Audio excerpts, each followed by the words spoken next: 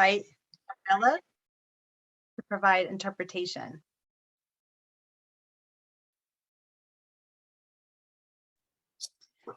Good morning, everyone. Welcome, welcome. This is Gabriela and my partner, Letty. We're going to be your Spanish interpreters for today. It's a pleasure to be with all of you today. So I'm going to switch to Spanish now to show those who prefer to listen in Spanish how to join the Spanish channel. If you are using a computer, please go to the bottom of your screen. You will see a globe. Please click that globe and select Spanish. I also posted the instructions in the chat. If you're using a phone, a tablet, or an iPad, tap your screen, select the three dots with the word more. And I'm so sorry, I'm going to switch to Spanish right away because I just realized that I am paying attention to my fellow interpreter and I'm doing this in English. So let me go back to Spanish. My apologies. Muy buenos días, ¿cómo estás? Soy Gabriela, la intérprete de español. Es un placer estar con todos ustedes aquí. Les voy a dar instrucciones ahora a ustedes de cómo ustedes pueden seleccionar su idioma de español si así usted lo prefiere. Si usted está usando una pantalla o una computadora, por favor vaya a la parte de abajo de su pantalla, seleccione el globo, dele clic, seleccione español o Spanish. Si usted está usando un iPad, una tableta o un teléfono, toque su pantalla, va a haber 3 puntos, seleccione esos 3 puntos. Seleccione lenguaje, interpretación o interpretación de idiomas. Una vez que seleccione allí, seleccione Spanish o español. Y por último, seleccione la palabra D de dedo o NE, listo o finalizar. Acabo de poner las instrucciones en el chat también, si necesita verlas también. Gracias. Thank you so much. And let me know if you want me to make another announcement. Thank you, Gabriela. Welcome again. My name is Grace Araya, and I'm the Director of Community Systems and Supports at Illinois Action for Children, and it's my pleasure to welcome you this morning. While we're excited to gather, be it virtually, I know that many of us may feel a heaviness in our hearts. From the racist shooting in Buffalo to the rampage at the elementary school in Uvalde, Texas, we are all impacted. 33 mass shootings have taken place since then, including this past weekend. So I invite you to take care of yourself. I received an email this morning that said, grieve, rage, cry, scream, rest, distract, connect, vote. So again, we're glad to be in community with you, and we hope that you will learn new things, reflect on how you can take action and shift power, and make connections with others over the next couple of days. Our conference theme this year is Equity from the Start, taking action, shifting power. We want to begin by noting that we cannot talk about shifting power if we do not start with acknowledging history. We want to situate our conference in the broader context of systems work, which includes, but is not limited to, the early childhood system. These systems, early childhood, health, housing, education, etc., they don't work for all of us. We need to understand how these systems were created because they directly impact our present. So our purpose in acknowledging the history of oppression systems is to have conference participants move through the conference thinking about how this history has led us to where we are now, as well as thinking about the historically underserved groups in their communities and how services can be tailored to their needs and power can be shifted to them. Colonialism, white supremacy, capitalism, and patriarchy have created systems that don't work for everyone and particularly harm people who are racialized or marginalized in other and intersecting ways. They have led to the genocide of indigenous people and taking by force their land for profit. There are exceptions, but Native Americans largely resisted colonialization and the efforts of Europeans to steal and control their land by fighting or negotiating. Almost everyone is a settler or occupier, except for those descended from this land's original peoples. Some came here voluntarily and some by force due to enslavement. Indigenous people continue to fight for their sovereignty, land, way of life, and culture. We pay tribute to the tribes whose traditional homelands we reside. And the list that you see here before you are tribes that have been associated with Illinois at some point. There are multiple spellings and names for each tribe, what they call themselves, what other tribes call them, and what colonizers called them. Our team lives in the Chicagoland area, and we reside on the traditional land of the Kickapoo, Miami, Peoria, and Potawatomi nations. Colonialism, white supremacy, capitalism, and patriarchy also led to slavery, and that contributes to why the early childhood system is the way it is now. Women make up the majority of the early childhood workforce, with minoritized women and women of color disproportionately represented in early childhood settings relative to their population numbers. Childcare is generally undervalued and poorly compensated because it is quote unquote women's work and associated with women who are minoritized and women of color. Though childcare is undervalued and poorly compensated across the board, there is an earnings hierarchy with women who are minoritized and women of color at the bottom. Colonialization, racism, and sexism are embedded in policy at every level, local, state, and federal. And we can see it every day in our work. As we acknowledge history so that we may move forward with shifting power to those who have been most harmed by systems, we commit to interrogating our role in these systems and centering family voice. So we invite you to reflect on these questions as you participate in the conference.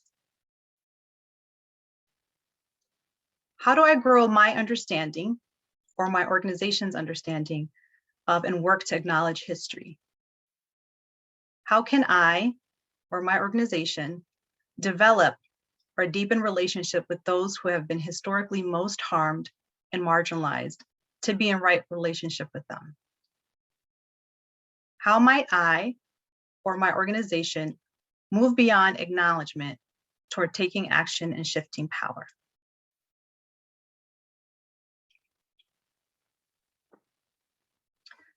So just a few housekeeping notes as we move forward in the conference.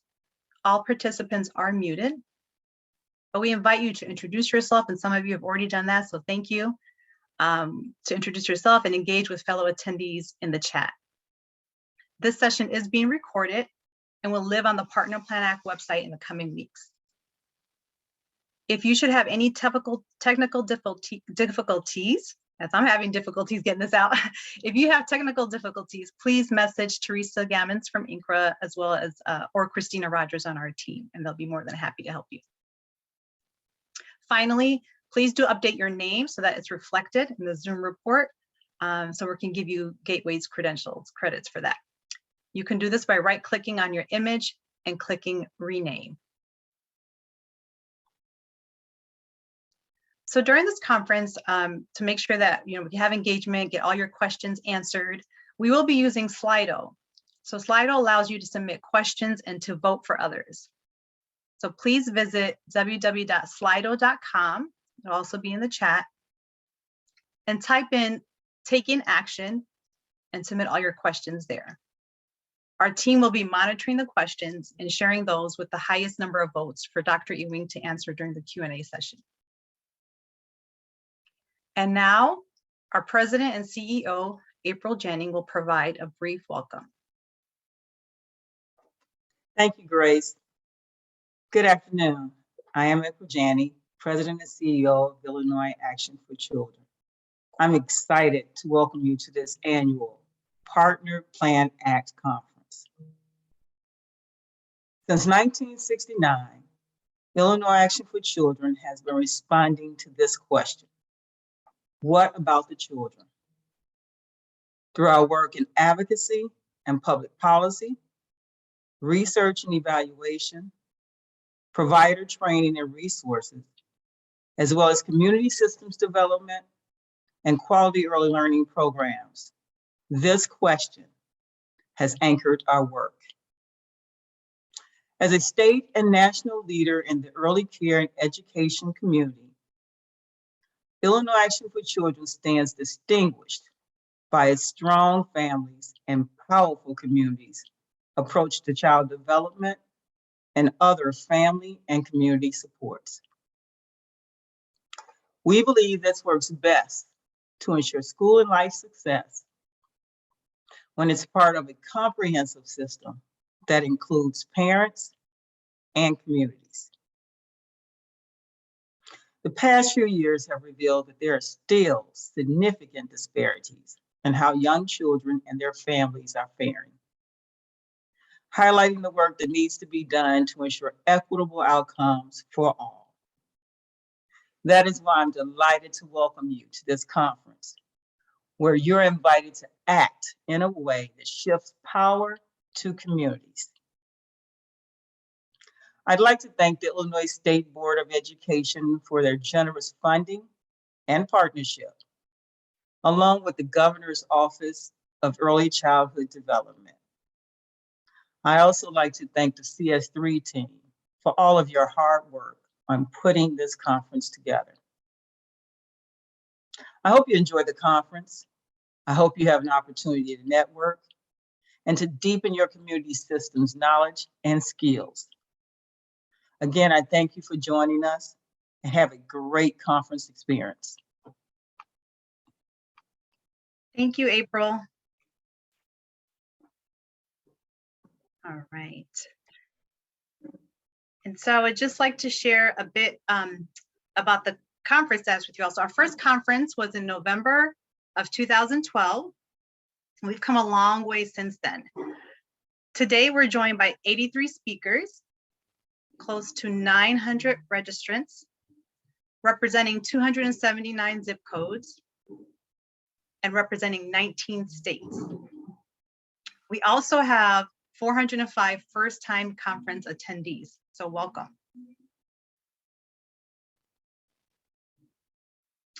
This conference, as April mentioned, also would not have been possible without the generous funding and partnership from Illinois State Board of Education in collaboration with the Governor's Office of Early Childhood Development.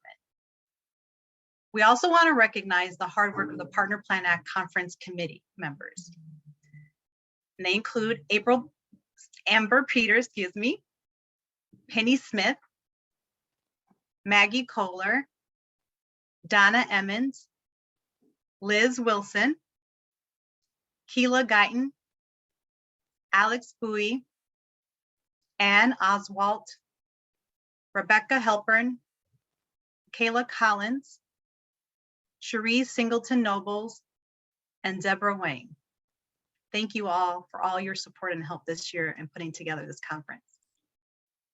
In addition, we could not have done this without support from INCRA, Illinois Network of Child Care Resource and Referral Agencies, and the Center, Early Childhood Professional Learning. Thank you so much for your support in making this conference free and the best that it can be.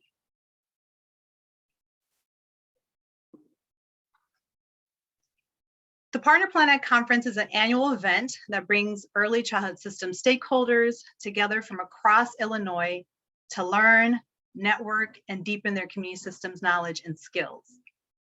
Its humble beginnings date back to a decade ago, when the need to bring early childhood community collaboration leaders together became apparent, and a group of us would meet in Bloomington, Illinois. In 2018, when we received a grant through Illinois State Board of Education in partnership with the Governor's Office of Early Childhood Development, we were able to expand this conference to reach an even bigger audience. The CS3 team has worked hard to embed racial equity throughout its programs and supports. And as we began to plan the first iteration of this conference, we decided to call it Equity from the Start. The The first year, the theme was Equity from the Start, Community Systems Development Through a Racial Equity Lens. This is where we work to show that you cannot do systems work without a deep understanding of and reckoning with history, inequities, and policies, continuing and exacerbating those inequities. The next year, our theme was Shifting from Intentions to Outcomes, recognizing that good intentions were insufficient and that we must focus on real, substantive change supported by data. That's also the year that we started offering this conference virtually and saw a huge uptick in participation. Ijeoma Oluwa provided the keynote address that year at a time when we were collectively struggling. During 2020, the shortcomings of so many systems were on full display as we navigated a pandemic resulting in over a million deaths, a broader recognition of police brutality, and inspiring uprising. This led us to focus on reimagining the early childhood system in 2021, where we were joined by Vule and Dr. John A. Powell as keynote speakers. Which brings us to this year's conference, Taking Action, Shifting Power, where we've worked to explore how we can shift power back to communities and parents who have been historically left out, both intentionally and systematically, and how we might take action in our various roles. So knowing that we have over 400 first-time attendees, I wanted to provide a brief overview of our work. So we've been saying CS3. CS3 stands for Community Systems Statewide Supports. And in February of 2018, Illinois Action for Children was awarded a grant through Illinois State Board of Education in partnership with the Governor's Office of Early Childhood Development to develop a statewide training and technical assistance system that builds the capacity of community collaborations to improve early childhood education systems. And so here are members of our team, and you will see many of them over the course of the conference. I have Bryn Ayers, who oversees our regional and community systems work, Ruby Flores, our lead trainer and coach, Kristen Garcia, our program coordinator, Vanessa Lee, our equity strategy coach, Hannah Miro, our data and knowledge manager, Christina Rogers, program manager for CS3, Armand Vargas, our community systems program coordinator, Janet Vargas, our CS3 trainer and coach, and our fearless leader, Chua Vu, Senior Vice President of Policy, Research, and Community Impact.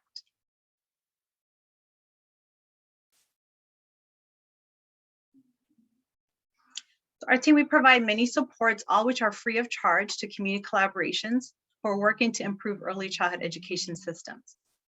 These include targeted supports, such as our year-long cohorts of training and coaching for collaborations and the Collaboration Institute, to foundational supports, such as regional trainings and this conference.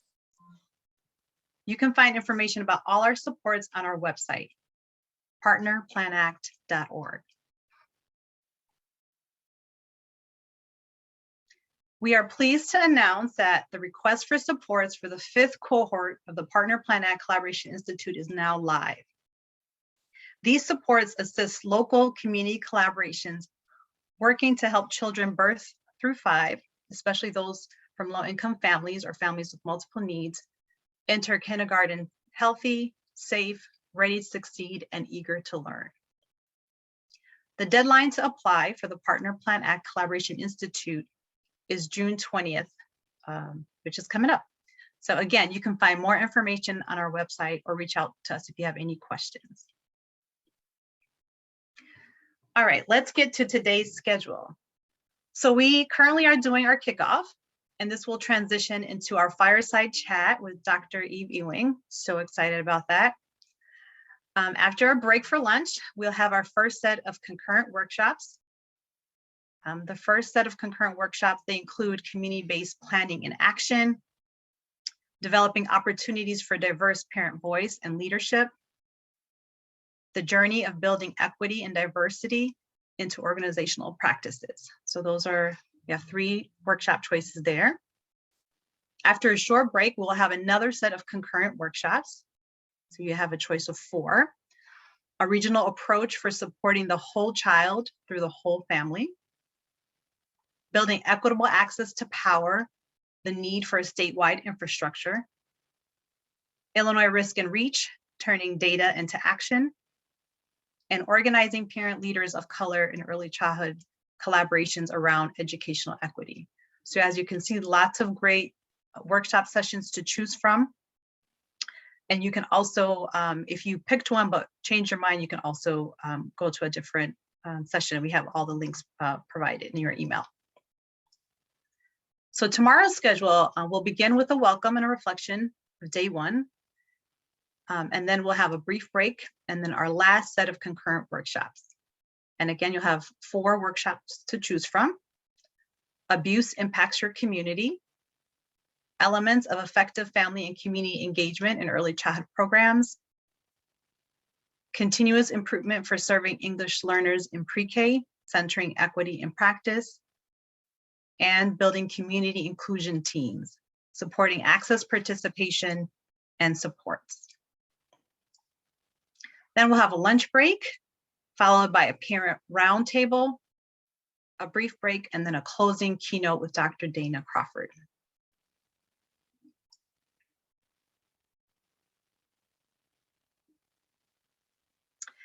And now we'll move into the fireside chat with Dr. Eve Ewing. Following our chat, Dr. Ewing will take questions from the audience. Remember that you can ask questions using Slido and vote for others' questions you'd like to hear answered. Again, visit Slido, slido.com, and enter the code Taking Action. I'd like to now introduce Dr. Eve Ewing. Dr. Eve Ewing is a sociologist of education and a writer from Chicago. She is the author, most recently, of a book for young readers, Maya and the Robot, the poetry collection 1919, and the nonfiction work, Ghosts in the Schoolyard, Racism and School Closings on Chicago's South Side. Her first book, the poetry collection, Electric Arcs, received awards from the American Library Association and the Poetry Society of America and was named one of the year's best books by NPR and the Chicago Tribune. She is the co-author with Nate Marshall of the play, No Blue Memories, The Life of Gwendolyn Brooks. She also currently writes the Champion series for Marvel Comics and previously wrote the acclaimed Ironheart series, as well as other projects.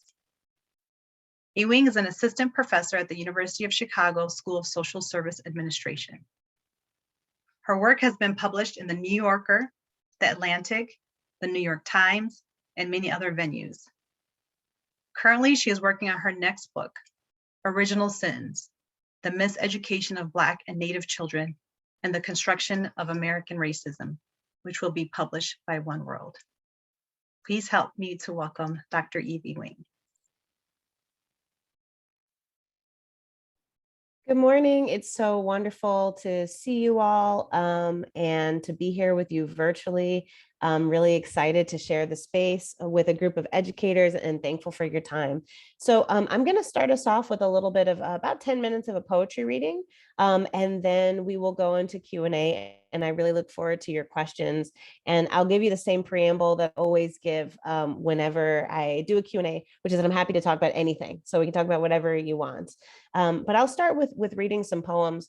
And most of the poems I'm going to read are from this book, 1919, that came out in 2019.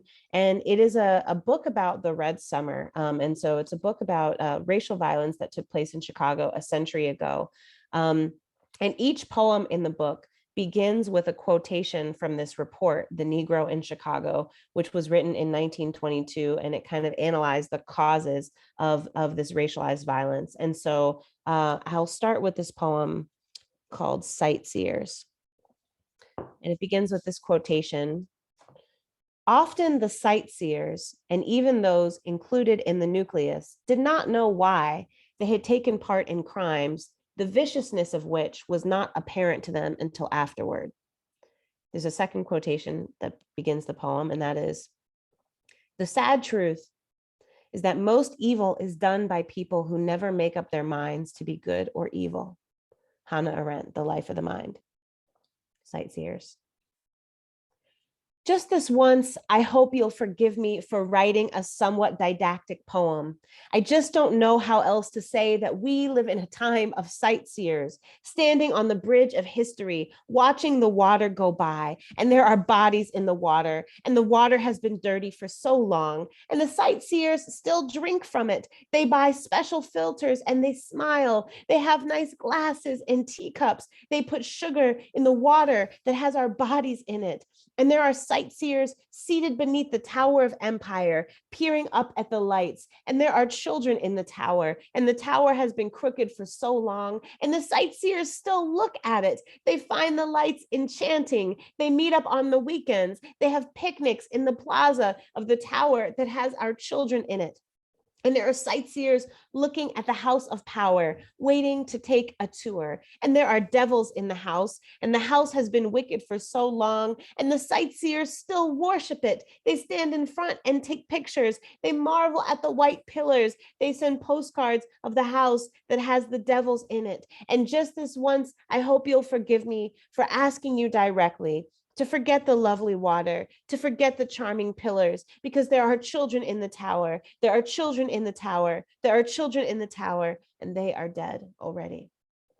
Thank you so much.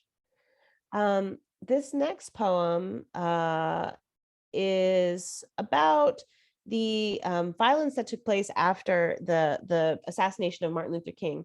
And on the west side of Chicago, much as in cities and Black communities across the United States, there was this upswell of violence that occurred. And a lot of that violence was things like property damage, things like property theft. And ironically enough, it calls to mind Dr. King's his statement that a riot is a language of the unheard, right? And so this poem is called April 5th, 1968. And it's inspired by a work by Gwendolyn Brooks as well. Our country is over, you see.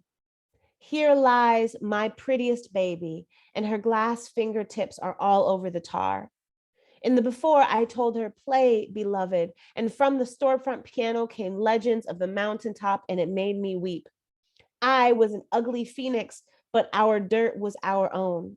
As the sun rises now, I know what we do is right. Unafraid, I stand before the skinny boy with the bayonet, and I say, before I'll be an ashen ghost, black gone gray at your hand like our dead philosopher, I'll burn my own, you see, just the way I want, and you will know it's mine. Goodbye, Madison. I will remember my country, my sun uptown, because there on the mountaintop, I saw the fire in the valley. They were coming to take you away. They came with cursed water, the hurting river they used to strike down the children of Birmingham, each life a bad joke in their bull eyes. And I said, not here, not never, not Madison, and exulted in the shadow of the first fire, then the next, then heat sending sweat into my eyes, that simple salt hurt, keeping me from thinking too long of your piano gone mute. I suspect the boy wanted to run then, but he stood shaking, gun raised. And I said, if this is it, if this is my last day that ever was, man, at least I know I got over, that the likes of you will never have us, that the street I call my only home burned to dust at my hand. Let them sing of how bright the sun was as a coward struck me down. They will tell it always. They will say that one glorious morning, I showed them your heart, lest they think it was settled. Thank you so much.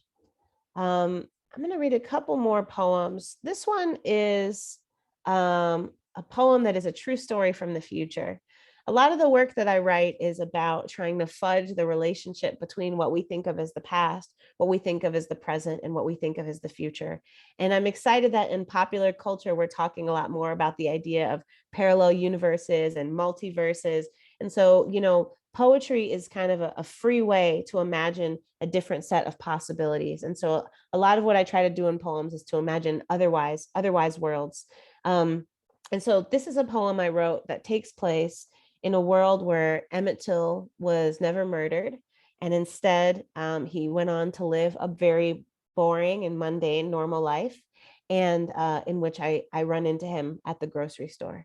And if there are Chicagoans here and you're curious, the grocery store in question is the Jewel on Roosevelt and Wabash. And so this poem is called "I Saw Emmett Till This Week at the Grocery Store."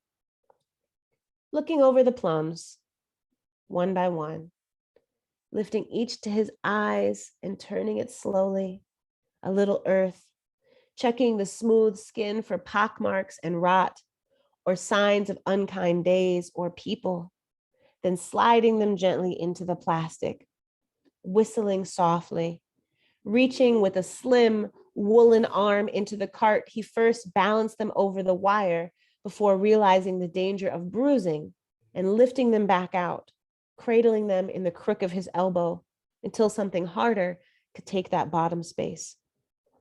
I knew him from his hat, one of those fine port pine numbers they used to sell on Roosevelt Road.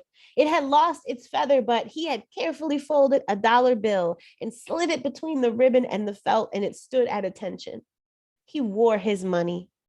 Upright and strong, he was already to the checkout by the time I caught up with him. I called out his name and he spun like a dancer, candy bar in hand, looked at me quizzically for a moment before remembering my face. He smiled. "Well, hello, young lady. Hello, so chilly today. I should have worn my warm coat like you. Yes, so cool for August in Chicago. How are things going for you?" "Oh," he sighed and put the candy on the belt. "It goes. It goes." Thank you all so much. I'm so grateful to be here in community with you. I'm going to read one last poem. This is a poem to show that I don't only write really sad poems. I'm a happy person who writes a lot of depressing poems, but sometimes I write poems that are not that sad. And so this is a poem that's not in a book, although you can find it. It was published by poets.org, the American Academy of Poets. So you can find it on the website, poets.org. And the poem is called "Testify." I stand before you to say that today I walked home and caught the light through the fence, and it was so golden I wanted to cry. And I lifted my right hand to say, thank you, God, for the sun. Thank you, God, for a chain link fence and all the shoes that fit into the chain link fence so that we might get lifted, God. Thank you. And I wanted to dance. And it feels good to have food in your belly, and it feels good to be home, even when home is the space between metal shapes, and still we are golden. And a man who wore the walk of hard grounds and lost days came toward me in the street and said, "Girl, what a beautiful day." And I said, "Yes, testify." And I walked on, and from someplace a horn rose, an organ, a voice, a chorus, here to tell you that we are not dead, we are not dead, we are not dead, we are not dead, we are not dead, we are not dead, we are not dead yet. Thank you all so much. Thank you so much to my friend Barb William Finley for interpreting for us today, and looking forward to our conversation. Oh, thank you so much, Dr. Ewing. Hope you're seeing all the love in the chat for the beautiful poems. Thank you for sharing. Well, I'm excited to get into this conversation. Thank you for writing such an important book and for your work. Thank you for having me. Yes. And so what I love about your approach in writing this book is that you elevate. Oh, there's a fire. Yes. Fireside chat. We can pretend We we're love actually to see it. by Very a cool. Fireside. Very cool. Yes. And so what I love about your approach in writing this book is that you elevate community members in your own lived experience, and you sort of reject this notion of an objective observer.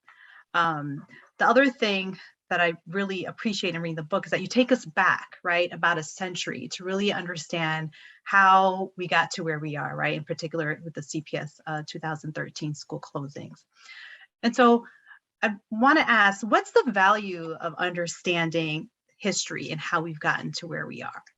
Yeah, thank you for that question. And I should specify, I don't have it with me. I'm not ready to do my commercial, but the book you're talking about, which I think will hopefully be of interest. So there you go, to some educators, is Ghost in the Schoolyard, Zoom is hating on us, but it's, Yes. it's Ghosts in the There you Schoolyard, go. Racism and School Closing on Chicago's South Side. Thank you for doing a commercial. Your check is in the mail. And as you said, it's about the 2013 Chicago public school closings. And, you know, when I started writing that book, I think that was one of my earliest lessons in the relationship between history and the present. And so, you know, I'm a Chicagoan, and Chicagoans are very into history. We're very obsessed with our own history. Even average people, regular people, are very engaged in our history. And so, you know, I was raised, probably like many folks here, really learning about, you know, Harold Washington, learning about, you know, DuSable, learning about Carl Sandburg, learning about all the people who helped to shape the city that I live in. And when I started to write the book, the school closings were happening in a context much like we find ourselves today, where people who are in positions of power have the ability to leverage a specific narrative of history that benefits the maintenance of that power. Right. And so right now we see this challenge over, you know, talking about race in schools. And it's because people in positions of power who benefit from white supremacy, who benefit from systemic forms of oppression, understand that the first step in dismantling those systems of oppression is young people and all of us knowing our history, right? Knowing that Japanese American people were incarcerated for no reason, right? Knowing that Native people and Native children are taken from their homes, and, you know, that children were taken from their families and enrolled in boarding schools against their will. Knowing about the civil rights movement, right? Knowing about the MOVE bombing in Philadelphia. So many things that, as a professor, you know, I talk to people, and I teach master's and PhD classes, and I have conversations with folks like you out in the world, and people will say, I didn't know that. Like, I didn't know, I never heard of the Red Summer. I didn't know that this happened in Chicago. I didn't know about the Tulsa Massacre, right? I didn't know. And to which I always say, who is invested in your not knowing, right? And I think people beat themselves up like, how come I didn't know this? Well, you didn't know because there are whole structures of power deeply invested in making sure that you don't know, right? And so I realized that similarly with the school closings, that there was a narrative of, you know, well, these schools are being closed because they're just empty. There's just no kids there anymore. They, you know, all the Black kids, they just left, they moved away. And, you know, they're just bad schools. And any of us who's ever worked in a school or been around children, we understand that that's never the full story, right? And I realized that in order to tell a story about what happened in 2013, this was not my plan. I wanted to tell this 2013 story, but I said, oh, well, in order for me to talk about school closure in the South Side in 2013, I really have to talk about public housing being demolished in the 1990s. Well, if I'm going to talk about public housing being demolished in the 1990s, I really need to talk about residential segregation and school segregation in the 1960s. And boy, if I'm going to talk about that, I really need to talk about the Great Migration, right? And so very quickly, in order to tell a story of the present, I had to tell a story of a century prior. And that really taught me a valuable lesson that I think has inflected my work since then. And, you know, 1919 is a book about 1919, but it's really a book about 1968. It's really a book about 2015, right? It's a book about Eugene Williams, the young man who's murdered, and whose murder precipitates the beginning of this riot in 1919. But Eugene Williams becomes Emmett Till, becomes Laquan McDonald, right? And so how I see part of my work as really tracing that history. And I think that I do that not only because I think it's usually the bare minimum of what we need to do to just understand the present, right?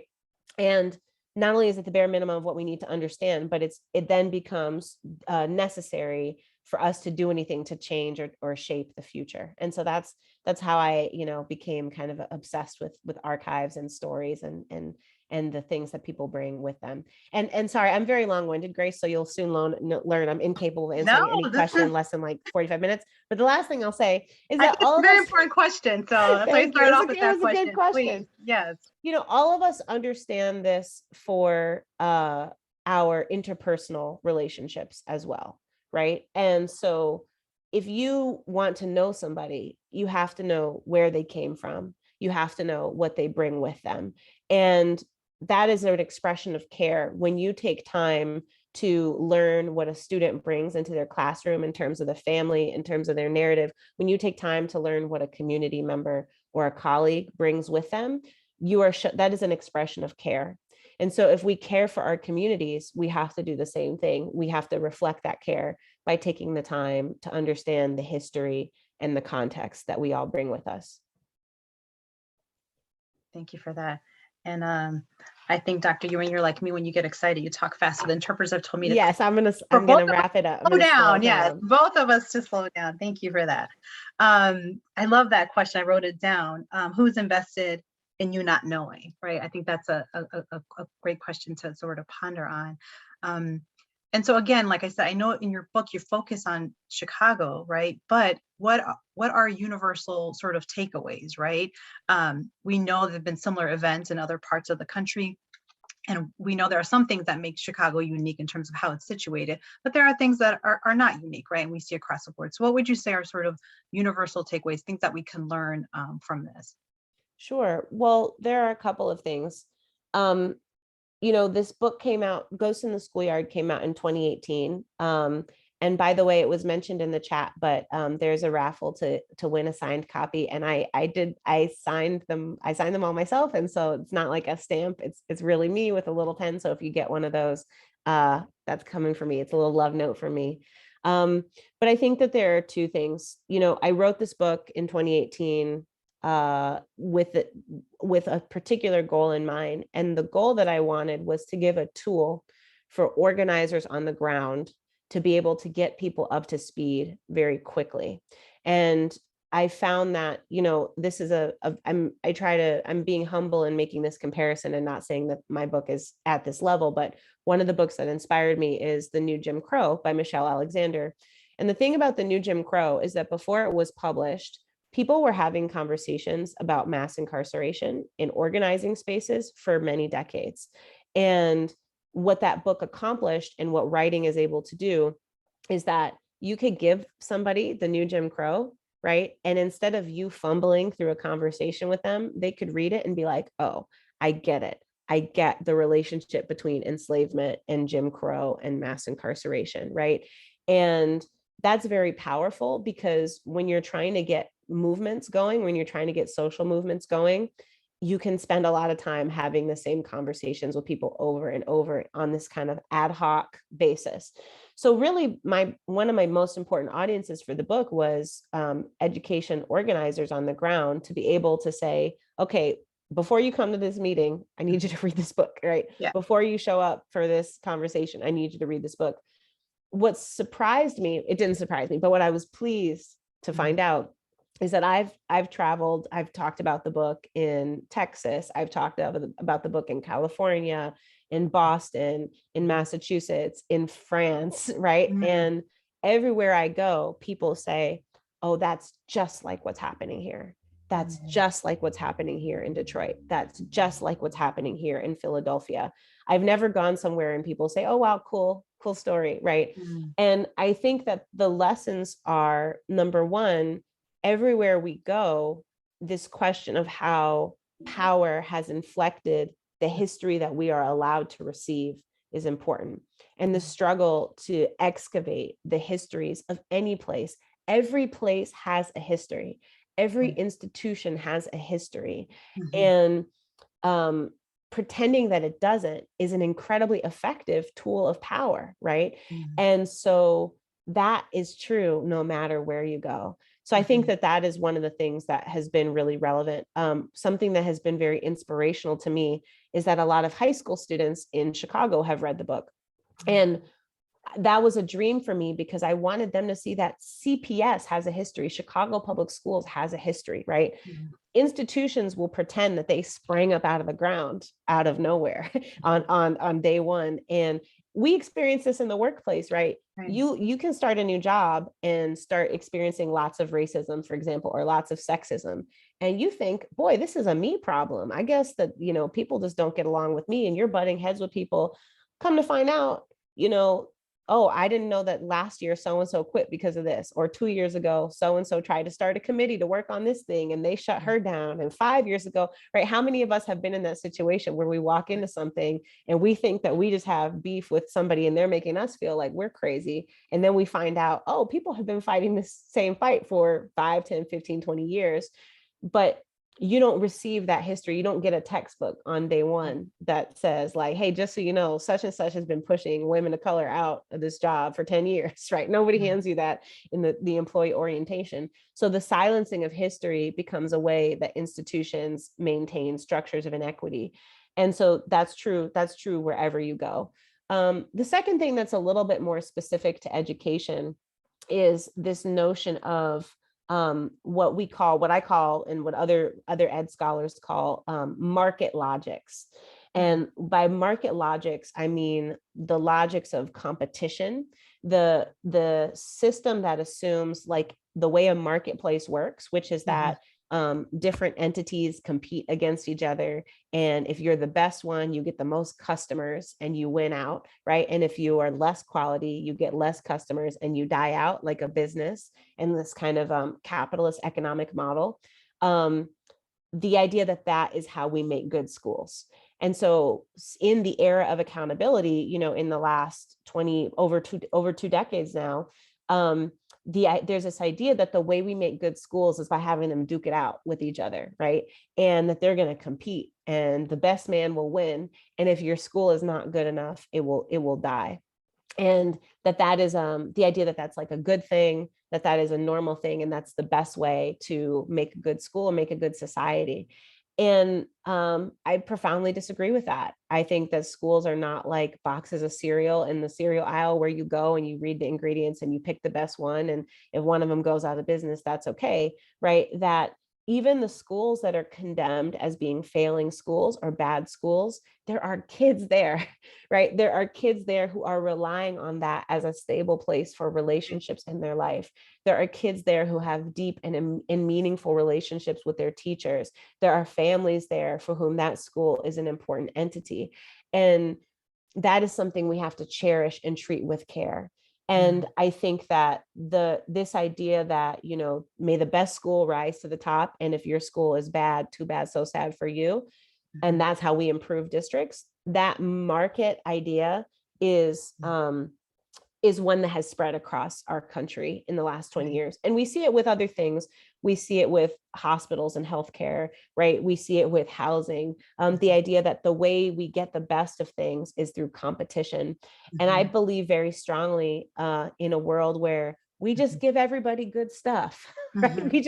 That's my radical, we have the good stuff, just give it to everybody, and we don't have to compete for everything. That scarcity is manufactured. And that my dream of a great school system is not one in which individual parents or individual families or individual children have the ability to compete and fight with each other to get to the top, right? But rather one in which we say every kid deserves a great school. Every kid deserves to be loved and supported and nurtured in their school, right? Every family deserves to feel welcomed in their school and to feel like they're a meaningful collaborator and partner in their child's education. There's nothing, and also while we're at it, every kid deserves, you know, the basics at that school, great books. They deserve a great nutritious breakfast. That those are not things that our children should have to earn or compete for or fight for, but those are things that they just deserve, and that there's no material reason why we should not be able to provide in our unspeakably affluent country. And so that is a kind of undercurrent of the book that I think connects with people far and wide outside of Chicago. Yeah, no, thank you for that. And then you kind of are getting to this too, but maybe you can expand on it. What are your thoughts around the privatization of education, right? And what are the dangers there?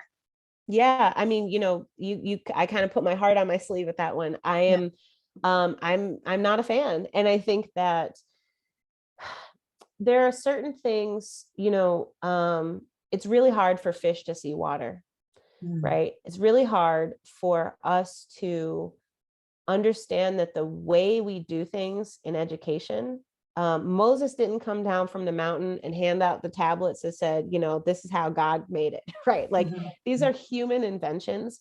these are constructed ways of doing things. These are choices that we have made. And it turns out that if you do things differently, the world doesn't catch fire, it doesn't explode, right?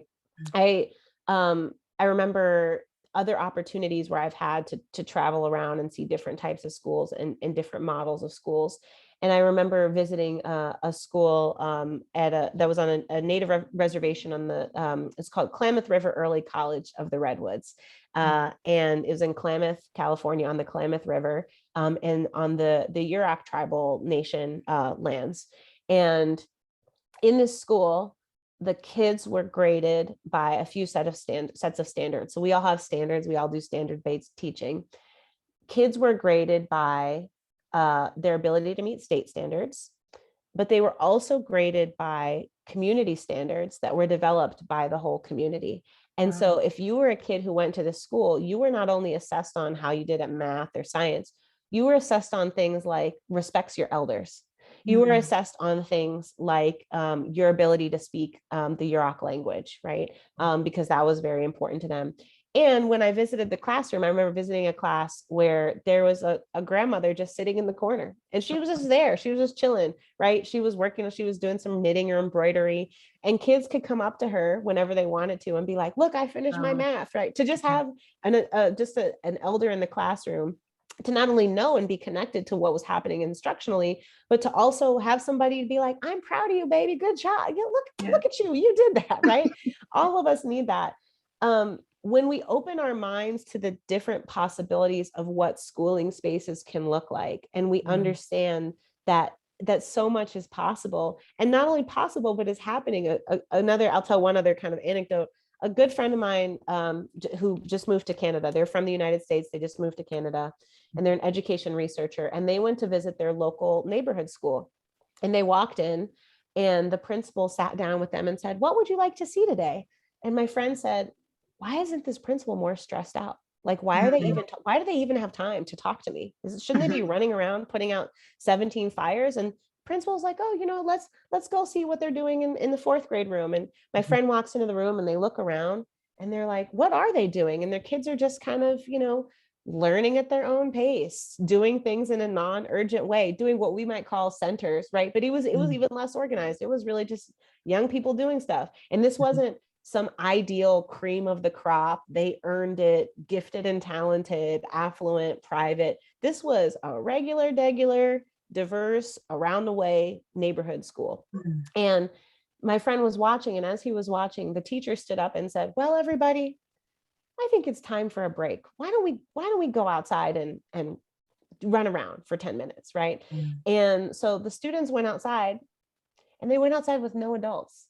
And the teacher said, come back in 10 minutes, right? And they came, and my friend said, and guess what? In 10 minutes, they came back. And then I went to the lunchroom and I visited the kindergarten lunchroom, and there was all these kindergartners eating by themselves, no adult, no lunchroom attendant, nobody screaming at them. And periodically an older kid would come in and say, is everybody okay? Everybody doing fine, right? These are not magical places. This is not another planet or a faraway land. This is Canada. And the question is, what are the things that we would have to provide, right? Part of why I write these poems that are about these dream spaces is because then we can think, how do we get there? So if you hear a story about a group of kindergartners eating on their own nicely, and their teacher actually getting a break instead of doing what I used to do as a teacher, which is trying to call somebody, run to the bathroom, eat a granola bar, clean up a mess, write something on the whiteboard, and do 3 backflips in 10 minutes, right? What would it look like? How do we get there? What are the things that would have to be in place? What are the systems of trust that would have to be in place? What would be the systems of comfort that would have to be in place? What are the systems of kids knowing that their basic needs are not, that would have to be in place for that to happen? And so, I really think when we move away from the things being private, the notion of privatization is based on scarcity, and it's based on property. It's based on, we don't have enough stuff, and so I need to keep my stuff over here for myself, and I need to compete with other people to make sure they don't take my stuff. Like that's in essence what privatization means. We don't have to live that way. And what are the ways in which we could flourish and bloom if we chose to try something different?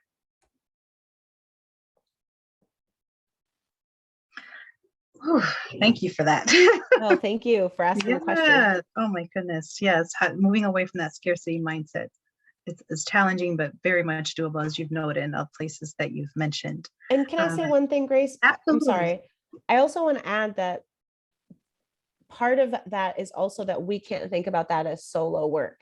And so there's a way in education where we talk about these things like, oh, I went to a talk. I heard Dr. Eve Ewing say that we should, be doing XYZ. So I'm going to try it. And if it didn't work, oh, now I failed, right? Well, no, these are structures and systems that are in place. This is not just something that, I think all of us should be experimenting and trying to think differently in our instruction all the time. But part of this also is moving as a community, mobilizing as a community, getting other people. That's what organizing is, right? Getting other people on board to say, like, let's try a new thing. Like, let's try a different thing. And maybe we start in a small way and see what happens and see if the world doesn't explode if we just do this thing a little bit differently. But I just want to make sure I mention that part of the individualization of our culture also teaches us that, like, well, I need to go out and try to do this by myself now. And if I didn't do it, I'm going to beat myself up. I know that all of us are not in structures and systems where we can just decide tomorrow we're going to let the kids run around the block, right? And so I just want to make sure that is clear. Yes. Well, you are speaking to early childhood community collaborations where they're looking at what can they do collectively, right, to improve outcomes for children and families in their communities. So thank you for that. So in chapter 3, you write about dueling realities, right? You write the perspectives on the 3 schools offered by teachers, students, community members, and parents could not be more different from district officials' neutral, matter-of-fact version of a quantitative reality. You go on to write, they offer a different logic, a different reality, with a different understanding of what evidence should count in determining the value of a school, and a different understanding of what racism is and the huge scale on which it functions. So based on your perspective, what should society measure, or in terms of the value, performance, success of public schools and public institutions? How should society measure that? Oh, you're getting to the heart of my heart and asking that. And it's kind of like a nerdy question, but it's really also an emotional and philosophical question, right? So when I say the word measurement, or when I say the word assessment, or when I say the word accountability or standards, some of us in the audience, we're like, we seize up, right? Because right away, when we think about that, we think about punishment. We think about people telling us that our teaching is not good enough, that our kids are not good enough, that our school is not good enough, that our community is not good enough.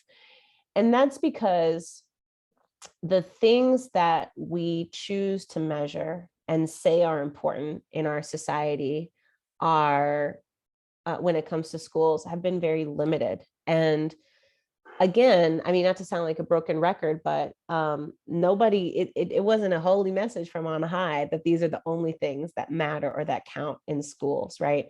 I was speaking recently with a colleague of mine who's Navajo and who's Dene, and she was talking about being a special ed paraprofessional and being in IEP meetings and hearing people talk. And she was teaching in a rural Native community, and so it was all Native students, and it was a very rural community.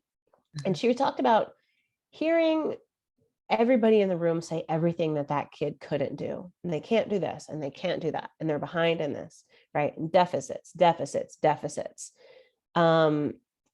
And what she said was, how many of these young people are able to go out right now and just shear a sheep, right? And by themselves, right?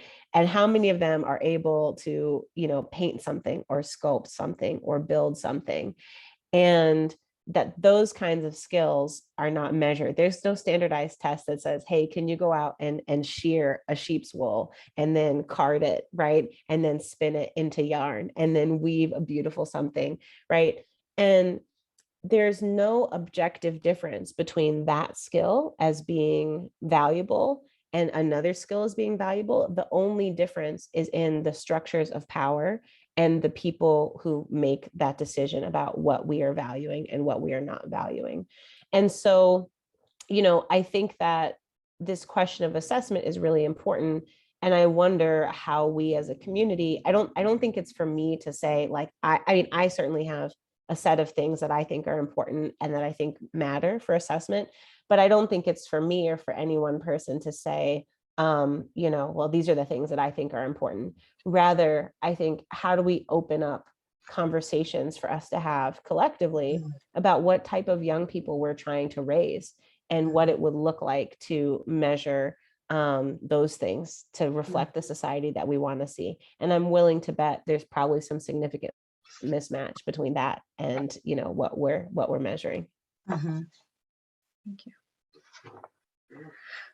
So in our work and in the training and tea that we provide to community collaborations, one thing that we've done in terms of defining racial equity, we define it as both an outcome and as a process. So as an outcome, achieving racial equity when race no longer determines how one fares in society.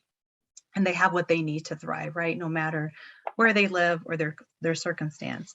And then really moving away from sort of intentions, right? But to outcomes. And so what are questions that we need to ask ourselves to mitigate harm before developing and implementing educational policy? Yeah, great question. I think that, when we are educators, we are trained to say, what are the outcomes that we want, right? And we are supposed to develop our instructional choices in a way that leads to the outcomes that we are actually trying to see. Oftentimes, we think about equity as kind of an afterthought, right? And so we contradict ourselves because we say, well, on the one hand, we really, really, really care about racial equity and gender equity and disability justice, right? And good outcomes for queer and trans kids. We really, really care about those things. But we're going to set them to the side. We're going to make our plan to build the systems that we want without thinking much about those things. We're going to build it however we possibly can. And then after the fact, we're going to be upset and shocked and frustrated when the outcomes are not in line with creating systems of equity. That is not a surprising outcome, right? If we don't put the things that we really desire at the forefront of our structural planning, they get left to the wayside because we live in an unequal society. I use the metaphor in Ghost in the Schoolyard of riding a horse, that I think a lot of people think of racism as it's like riding a horse, right? And so we live in a system, you get on the horse and you make your individual choices. You go left, you go right, you go faster, you gallop, you trot, you canter, you jump over a hurdle.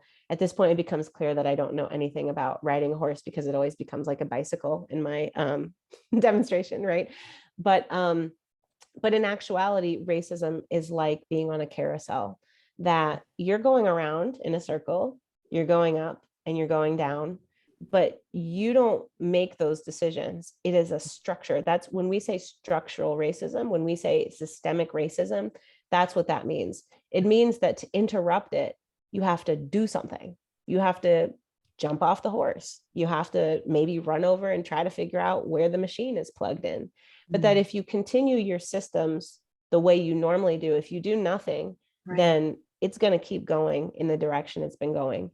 And so if we make building equity into our systems an afterthought, we will always be surprised and disappointed and frustrated when the same systems that are built to be unequal continue to reinforce that inequality. And so what that means is that we have to lead with the outcome we desire, right? And that if your organization is really, really focused on racial equity, how do you build that into every single step of the way? How do you have that as a check for yourself in every single discussion that you have, in every single conversation that you have? How are you going to measure what that actually looks like for your organization, right? And if it's gender equity, if it's making sure that trans students are centered, if it's making sure that disabled students are centered, how do you keep that as a checklist every single step of the way? And it has to be unrelenting, consistent, and systemic, almost to the point where you're willing to be like kind of an annoying person, right? And so, many of us have we think about like the fire marshal, right, who says like, I just want to remind you that legally if you're going to build this building, you can build it however you want, right? But you have to have this many exits. You have to have this many fire alarms. You have to have this, you can't only have so many people in the room, right?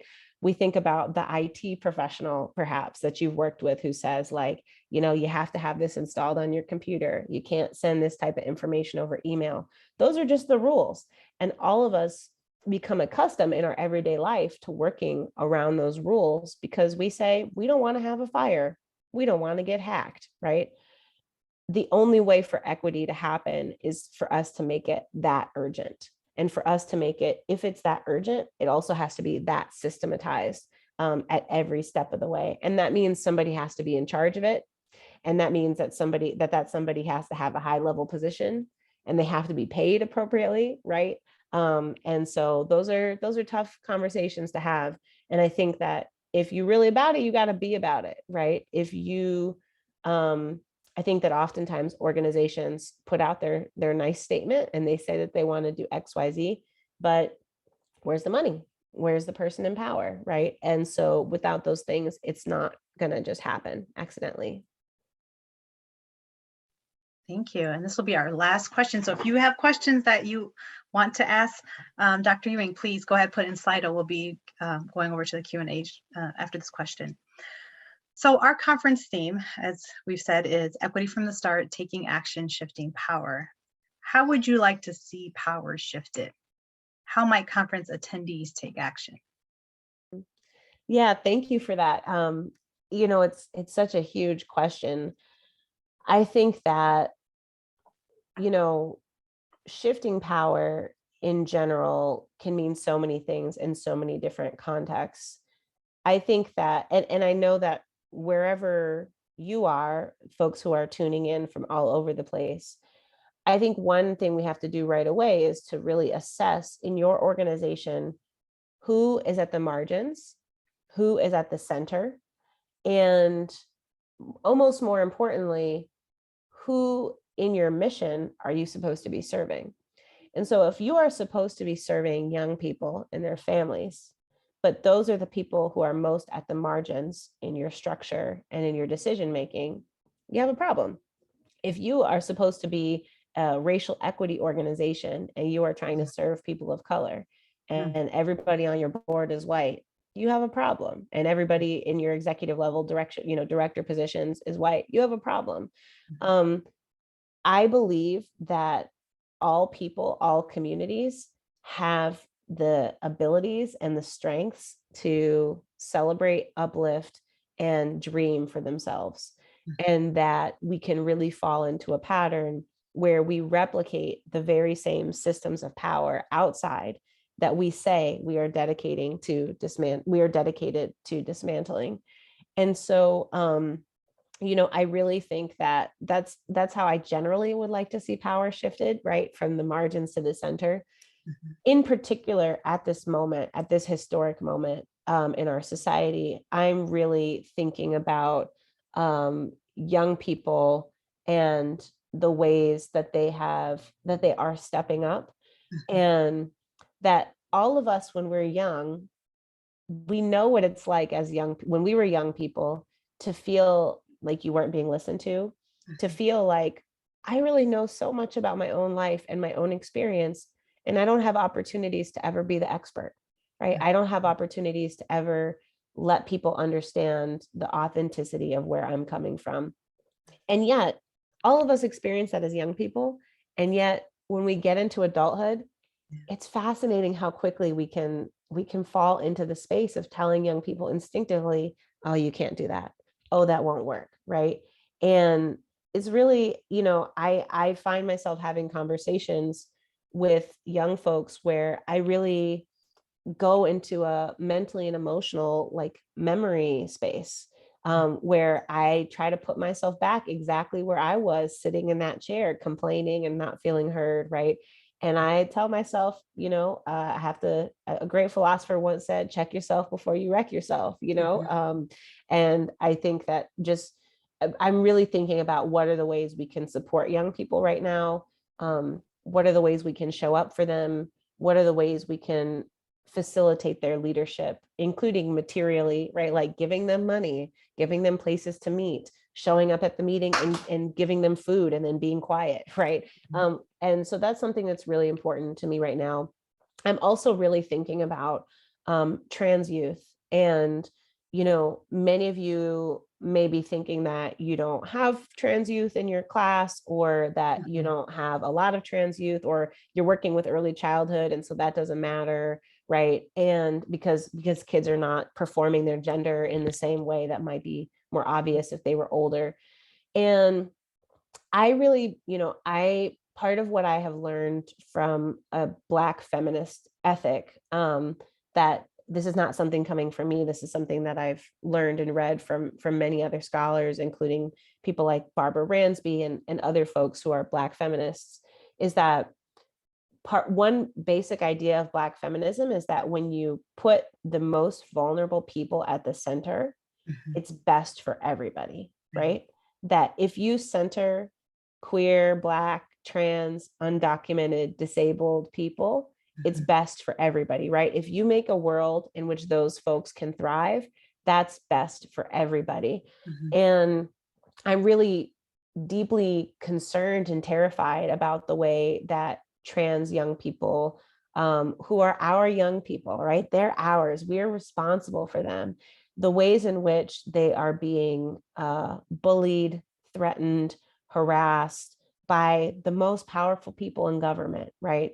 And I find it very hard to believe that some of these politicians really care so deeply about, a 12 or 13-year-old trans athlete getting over on their soccer game, right? Because they didn't care that much when it was the kid, the cis boy who got held back a year so he could be bigger than everybody to beat them in soccer, right? They didn't care about that. They don't care about inequities in youth sports when it comes to this district over here has the nice field and the nice material and the nice equipment and the well-paid coach, and these kids don't, right? But all of a sudden, when trans kids want to play sports, it's about, oh, we need to make sure it's fair for everybody. That out of the clear blue sky. That's not about fairness. That is about threatening, bullying, harassing, and frightening the most vulnerable young people in our society to send a message to everybody else about the way that power is going to maintain itself. And so that is something that is a particular issue that I am really concerned about and thinking about a lot right now, and really trying to listen to folks like the Trans Educator Network and others that are talking about how we show up and support trans youth in our schools. So that's one particular way in which I'm thinking about shifting power at the moment. Thank you. When you were talking, it reminded me about even disability justice in terms of the whole curb appeal, right? When you fix things for those that are most at need, then everyone else benefits, right? Yeah. Okay, so now we're going to move to questions that the audience has for you. I'm going to be sharing my screen. So can you see that? I can, Okay, yes. Okay, great. So people had a chance to vote for questions that they want asked. And so the one that got the most votes right now: how do you suggest going about having conversations with coworkers about how they may be inadvertently reinforcing hurtful beliefs presented by society at work? Yeah, that's a tough one. And I think it's very telling that that's the one that got the most votes, because it shows me that a lot of people who are listening today are really having a tough time potentially in the workplace, and in hearing ways and witnessing ways in which coworkers are hurting young people or doing things that are harmful. And my heart goes out to you, because I know that is always a really tough situation. I have what might be an unpopular answer, which is that, we've talked a lot in our conversation today about relationships and about care. And I am a big believer that it is very hard for people to hear certain truths or to come to certain truths. Number one, when they are not in a listening stance, when they are not open to hearing certain things. And number two, when you don't have the foundation of a strong relationship. And so in my personal life, even though I talk publicly in the world all the time about race and inequality, in my personal life, I'm very judicious about who I keep in my circle and when and how I have these types of conversations. And I really only have conversations about, like that, hey, you are really, I don't know if you've thought about this but this thing that you said, that's really harmful, or this practice that you're doing, it's really harmful. I only enter into that conversation when that person has already demonstrated to me that the mistake that they're making is truly from lack of knowledge, right? And not from lack of will or lack of desire. And also that we have a relationship where I feel like they can hear me, right? And so I have many people in my circle who I see in their choices they make every day that they, or people will say in meetings or in gatherings, I really want to be an anti-racist ally. I really want to do this. I really want to be this type of person. If this person has expressed that to you, then I think that, and if they have shown that in their actions, right, and they have shown that they are listening and willing and ready to have that conversation, then I would suggest being willing to have it, coming with some resources, right? Is there something that they can read? Is there something that you learned from, right? Is there something you can say, hey, I really used to do this and say this, and I stopped because this person told me this thing, or I read this book, or I listened to this podcast, right? So having a resource is always good. If there's a way you can personalize it, like I used to do this, but I learned this thing, I think that's really great. I have an asterisk on that, which I'll come back to. I also think being specific. And so it's not so helpful to say, you know what, you be saying racist stuff sometimes in meetings, right? Like if you have a specific thing that you can call on, even though this person may on an ongoing basis be problematic, are there specific, and this is the same as we do with young people, giving them feedback, right? How do we make it very specific? Like when you say this, when you do this, it is harmful for this reason, right? And to be comfortable and confident in stating that. My asterisk about the personal aspect of it is that this is also why people in powerful identities need to be having these conversations with each other, right? And so that they can come into it as themselves a learner. And we can't continue to do the burden and to put the burden and the work of having these conversations on the very people that are being harmed by the actions, right? That's really messed up. We're still doing that, and it's really messed up. I talk a lot about colorism in the Black community, and I talk about light-skinned people having privilege, right?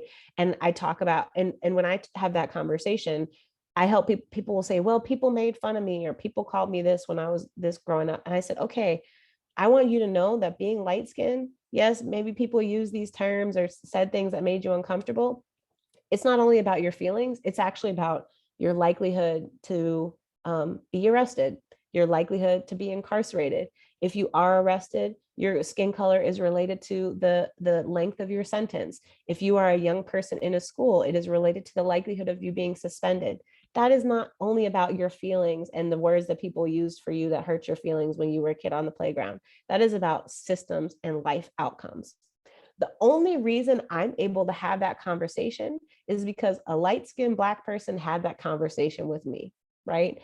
And it is important that I don't put it on dark-skinned people who are facing colorism every day to be the ones using their personal narrative to have that conversation. White people, you need to be talking to white people, right? Non-disabled people, we need to step up against ableism. Cis people, we need to step up against transphobia. People who have papers and legal citizenship status, we need to be standing up for undocumented folks, right? And having those conversations within our communities.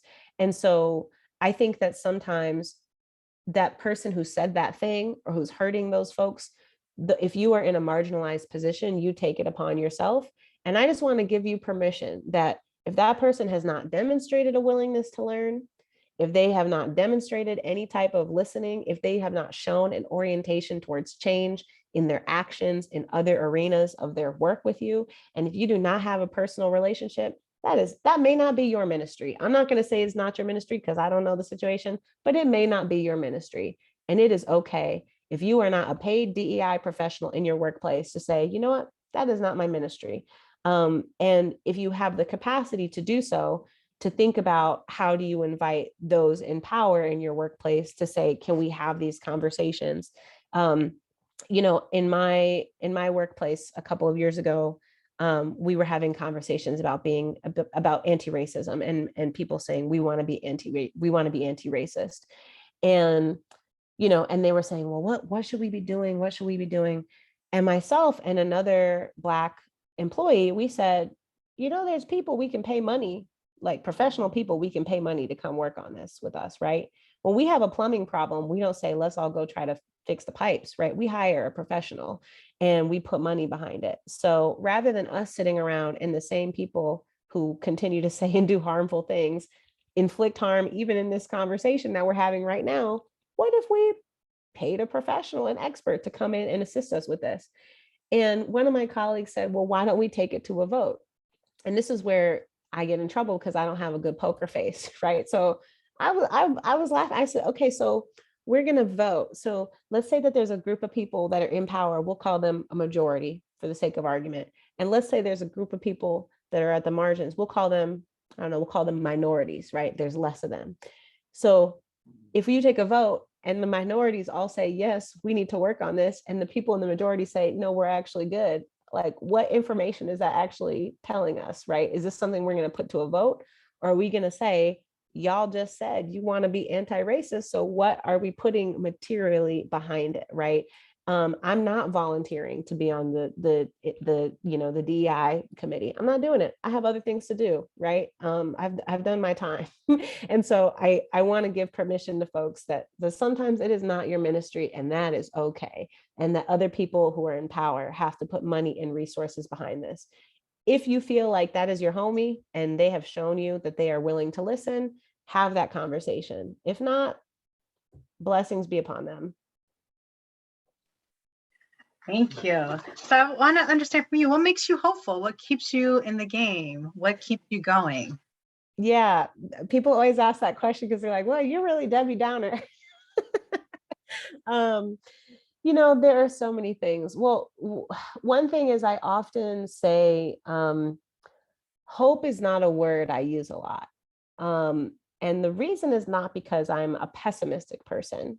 It's because I'm a very pragmatic and practical person.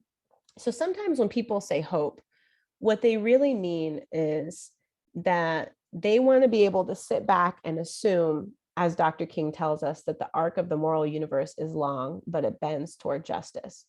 And my loving addendum to Dr. King is always, you have to bend it, right? And so I think sometimes, like, you have to get up and bend it, and it doesn't want to go. It's like you gotta put your knee up on it, right? And you may be tired. You might have to call over a few other people to help you, right? It doesn't always want to go. And so sometimes I think people think of hope as being very passive.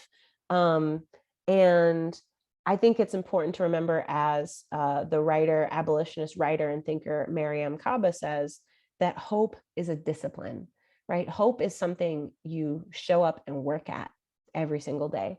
And so given that, the things that give me hope are, every time I feel like we are really outnumbered in caring about these things, I continue to be inspired by the way people in communities every single day are so creative and inventive in coming up with new ways to spread transformative love in our world, right? And I love not always being the person in the front. I love showing up. I feel hopeful when I get to show up to somebody else's meeting that they planned, and I get to say, what can I do, right? Can I bring cookies? Can I set up the chairs? Can I make sure the microphone works? Can I circulate the petition, right? I love working in community and collaboration with other people. And when I see the power that we have together, that really gives me hope. I'm almost allergic to even saying the sentence, because like I said, I usually think of myself not as a person who hopes, but as a person who does, but I think and I think of these things as giving me strength, of giving me power, of giving me resilience. And I also take those things, strength, power, resilience, comfort, from ancestors. And I mean that both my kinship ancestors and my chosen ancestors, my political ancestors, reading about the things that they showed up and invented and overcame and struggled through and built, makes me feel powerful and gives me the things I need to push on. I also like, I bake and I play video games and I play with my dog and I do those types of things that keep me grounded. Well, thank you so much, Dr. Ewing. There were a lot more questions that came in, so I'm just going to share. Sure. This is what happens when you have a good conversation, right? I know, a lot of questions come, and looking at time, and that's the tension I'm struggling with right now. But if there's a really short question, I can try to answer it in less than 75 minutes. Okay, let's see. So the other one is, one thing that really angers me is when I hear white people talk about reverse racism. How do you respond to people who make that argument?